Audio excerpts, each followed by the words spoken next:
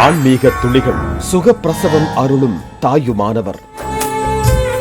ஆதியும் அந்தமும் இல்லாத சிவபெருமான், பிறப்பும் இறப்பும் இல்லாத சிவபெருமான். அவரை என் அப்பன் என்று அழைக்கிறோம். தந்தையாக காத்தருளும் ஈசனை தாயுமானவர் என்றும் அழைக்கிறோம். தாயைப் போல கருணையும் பாசமும் கொண்டவர் என்பதால் மட்டுமல்ல, உண்மையிலேயே ஒரு பெண்ணுக்கு தாயாக வந்து சேவை செய்ததாலும் தாயுமானவர் என்று போற்றப்படுகிறார்.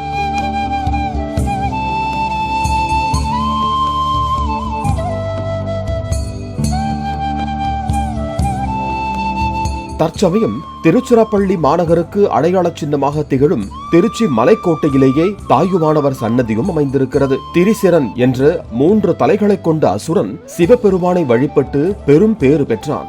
அதனால் அந்த அரக்கன் பெயரிலேயே திரிசிரன் பள்ளி என்று இவ்விடத்திற்கு பெயர் ஏற்பட்டது.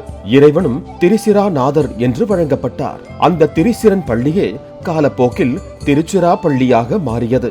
ஒரு சமயம் திருச்சி நகரத்திலே தனக்குத்தன் என்ற வணிகன் வாழ்ந்து வந்தான். அவன் மனைவி ரத்னாவதி சிறந்த சிவபக்தியாக விளங்கினாள். கர்ப்பிணி பெண்ணான ரத்னாவதிக்கு பிரசவ காலம் நெருங்கியது.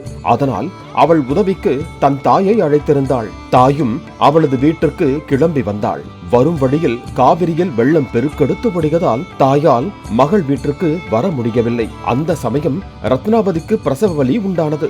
தன்னை காக்கும்படி திரிசிராநாதரிடம் வேண்டினாள் ரத்னாவதி. அவள் மீது கருணை கொண்ட சிவபெருமான் அவளது தாயின் வடிவிலேயே அவள் வீட்டிற்கு வந்து பிரசவம் பார்த்தார். காவிரியில் 1 வாரம் வரையிலும் வெள்ளம் வடியவே இல்லை.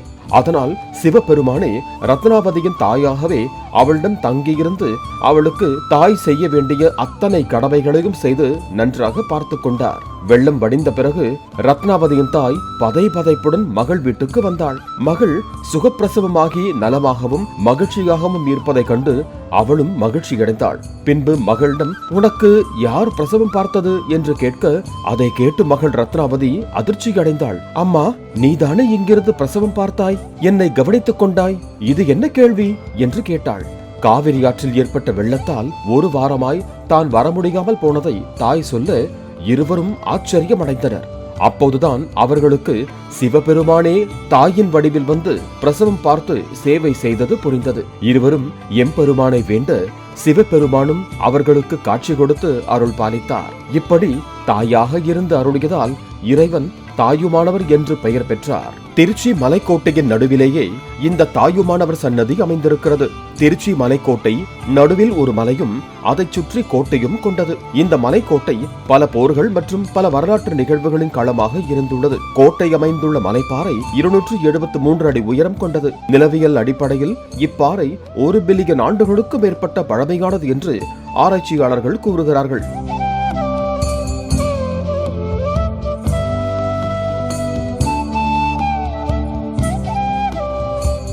இதற்குள் பல்லவர் கால குடைவரை கோயில் ஒன்றும் நாயக்கர் கால கோட்டை ஒன்றும் உள்ளன.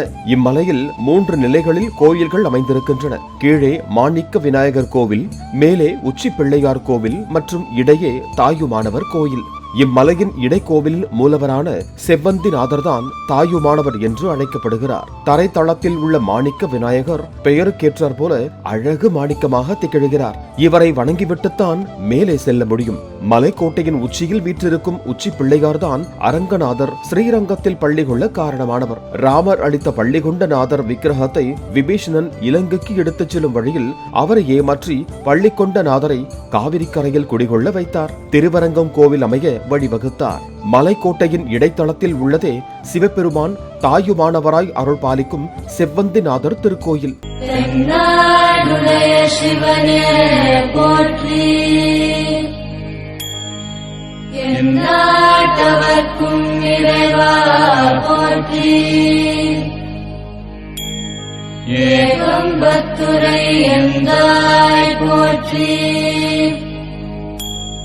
பாகம் பெண்ணுரானாய் போற்றி, காவாய் கனகத்திரடே போற்றி, கைலை மலையானே போற்றி போற்றி. திருஞான சம்பந்தர் மற்றும் அப்பர் ஆகியோரால் பாடல் பெற்ற தேவார தலமிது. தென் கையிலாயம் என்றும் தட்சிண கையிலாயம் என்றும் போற்றப்படுகிறது. மூலவர் செவ்வந்திநாதர் பெரிய லிங்க உருவில் மேற்கு நோக்கி காட்சியளிக்கிறார். சுகப்பிரசவம் ஆவதற்கு அதிக அளவில் இங்கு வேண்டிக் கொள்கிறார்கள். தாயுமானவருக்கு வாழைத்தார் படைத்து பாலாபிஷேகம் செய்து வழிபடுகிறார்கள். வாழை மரம் எப்போதும் அழிவில்லாமல் தழைத்துக் கொண்டே இருக்கும் தன்மையுடையது. இவ்வாறு வாழையடி வாழையாக குடும்பம் தழைக்க வேண்டும் என்பதன் அடிப்படையில் இவ்வாறு படைக்கிறார்கள். சித்திரை பிரம்மோற்சவத்தின் 5ஆம் நாளில் சிவபெருமான் ரத்னாவதிக்கு பிரசவம் பார்த்த வைபவம் இங்கு மிகச் சிறப்பாக நடைபெறுகிறது. இப்படித்தான் என் அப்பனாகிய சிவபெருமான் சுகப்பிரசவம் அருளும் தாயுமானவராகவும் ஆனார். ஆன்மீக துளிகள். சுகப்பிரசவம் அருளும் தாயுமானவர்.